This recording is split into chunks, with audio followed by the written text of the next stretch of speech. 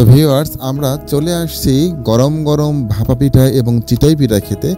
স্থান কুষ্টিয়া শিল্পকলা গেট সংলগ্ন। আপনারা সহজেই চলে আসতে পারেন এখানে। দেখতে পাচ্ছেন একদিকে ভাপা পিঠা এবং অপরদিকে চিতই পিঠা তৈরি হচ্ছে। এখানে অনেক মানুষের সমাগম দেখতে পাচ্ছেন। এখানে আপনারা গরম গরম ভাপা পিঠা বসে বসে খেতে পারবেন এবং আপনাদের সামনেই তারা আপনাদেরকে এই ভাপা পিঠা বানিয়ে দেবে। এখানে বসার পর্যাপ্ত পরিমাণ জায়গা আছে, আপনারা দেখতে পাচ্ছেন।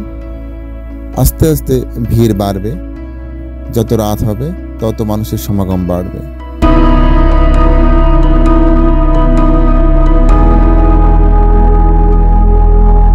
রাত 9টা থেকে 10টা পর্যন্ত এখানে অনেকে ভাপা পিঠা খেতে আসে। অনেক সুস্বাদু হওয়াতে অনেক রাত পর্যন্ত এই ভাপা পিঠা খেতে অনেকে আসে এখানে।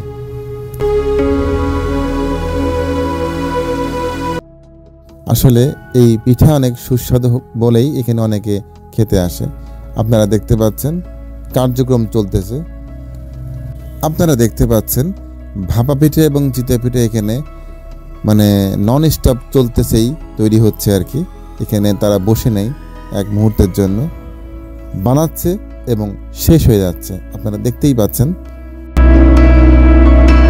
আপনাদের পিঠের কত দাম কত?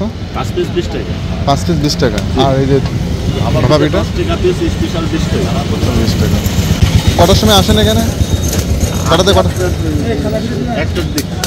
মানে 2টা থেকে শুরু হয়, তাই তো? দুপুর 1টা 2টোর থেকে আমাদের পিঠা বানানো শুরু হয়। চলে কটা পর্যন্ত? চলে রাত 10টা পর্যন্ত। শুক্রবারে বন্ধ থাকে, তাই না? শুক্রবারে বন্ধ থাকে।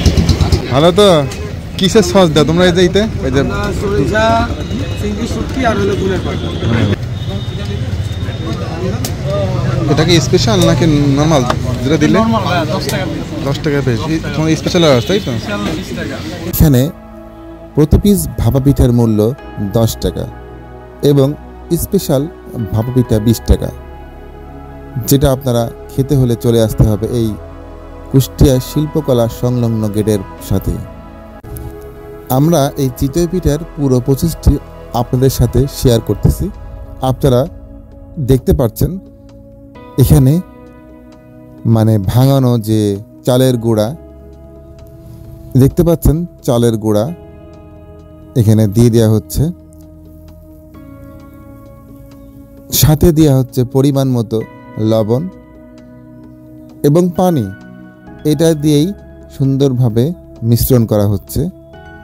এখানে আর অন্য কোনো কিছুই মেশানো হচ্ছে না, আপনারা দেখতে পাচ্ছেন। এরা তাদের নিজস্ব প্রক্রিয়ায় এবং খুবই যত্ন সহকারে এই চালের গুঁড়া তারা প্রস্তুত করে থাকেন। এই জন্য এই পিঠাগুলো অনেক সুস্বাদু হয়ে থাকে।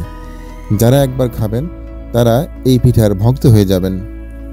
তো সুস্বাদু এবং গুণগত মানসম্পন্ন এই পিঠা খেতে হলে চলে আসতে হবে আপনাদেরকে কুষ্টিয়া শিল্পকলা গেট সংলগ্ন এই স্থানটিতে। তো আজকে এ পর্যন্তই। আপনারা সবাই ভালো থাকুন, সুস্থ থাকুন এবং নিরাপদে থাকুন।